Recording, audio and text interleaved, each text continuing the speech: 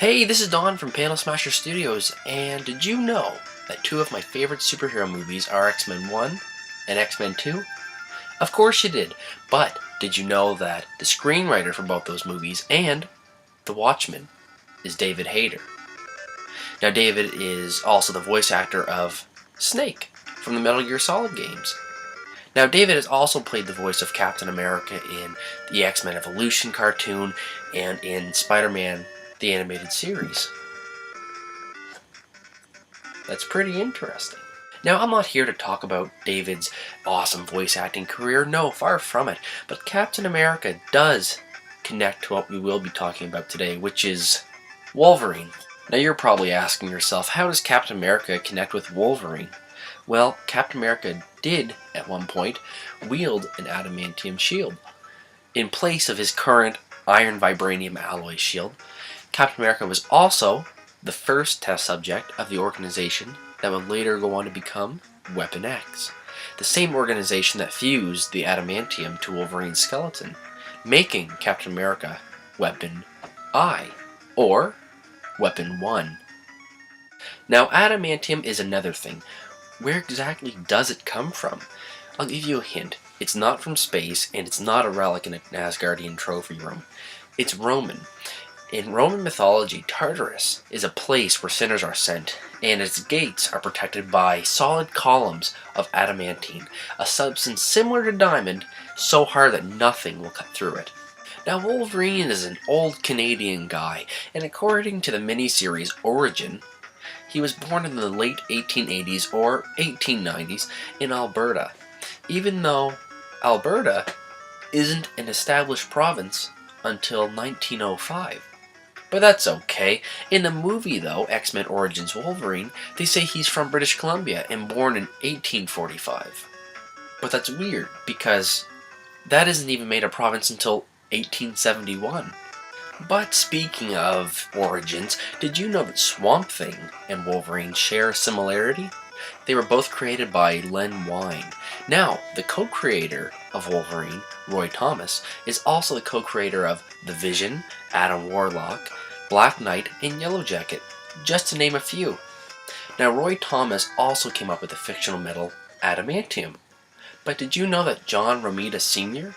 was one of the first people to design Wolverine's actual look, his costume, everything about his appearance? And his claws were going to actually come from his fingertips rather than the back of his hands. Now, after some thinking and looking at the concepts, he thought that it would be a little too grotesque, and having the claws come from the fingertips just seemed a little impractical. They didn't seem like they would be very strong to cut through things, and eventually we have the 3 claws that he has today.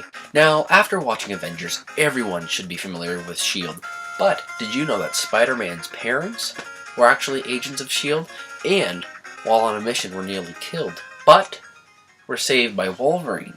Now, I'm not sure if this was before or after Peter Parker was born, but it could be said that it is possible that Spider-Man is alive because of Wolverine. Maybe I'm just going out of a stretch. Now, when Wolverine's creators were first working on his character, his first couple backstories are very far from what they are now. Now, the first intended origin for Wolverine was that he was a young man, late teens, early 20s, who had super strength comparable to Spider-Man, and his claws weren't actually a part of his skeletal structure, but in fact a part of adamantium gloves, gauntlets in fact, that would actually protect his forearms, but also unleash his claws. Now, the second intended origin of Wolverine was in fact that he was 60 years old and the son of a 120-year-old Sabretooth. Now, he had fought in World War II, and as a result of a horrific accident, he was crushed and would spend the next decade in a hospital bed.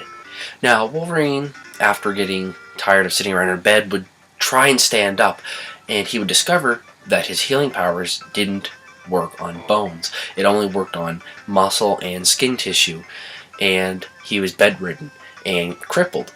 Now, this is when Weapon X came forward to him and gave him the offer to have adamantium put onto his skeleton so that he could once again walk around and live a somewhat normal life.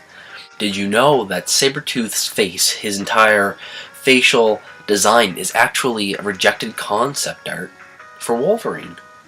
And Sabretooth isn't originally a Wolverine villain. In fact, he first appeared in an Iron Fist comic and is originally an Iron Fist villain. For a guy so old and so classy, he must have been a hit with the ladies, right? That explains why Wolverine has so many kids.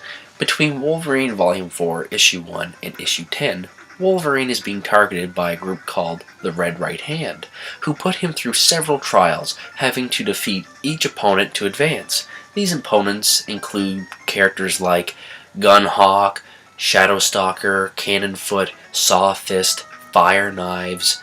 After killing each of these opponents, it is revealed that they were actually Wolverine's children.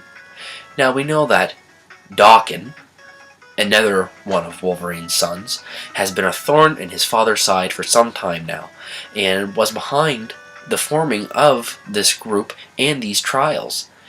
But this only begs the question, if Wolverine didn't know who they were, how many other kids does he have?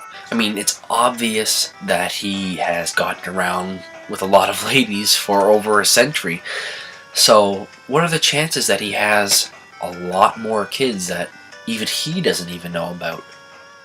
Now, when Marvel started making headway into the Canadian comic book market, Len Wein and Roy Thomas wanted to introduce a Canadian character into the Marvel Universe. Now, since at the time, superheroes based on animals was so popular, they decided to choose between a Wolverine and a Badger.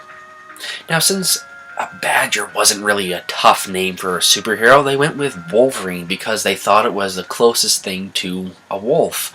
Actually, in fact, John Romita Sr., tasked with designing Wolverine, thought that a Wolverine was actually a female wolf.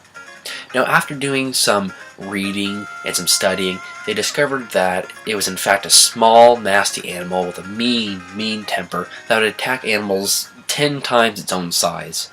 Now, they decided to go through with the idea for the character, and even at the time of Wolverine's conception, there was a strong separatist movement here in Canada, in Quebec, and it almost led to Len Wein making Wolverine a French Canadian.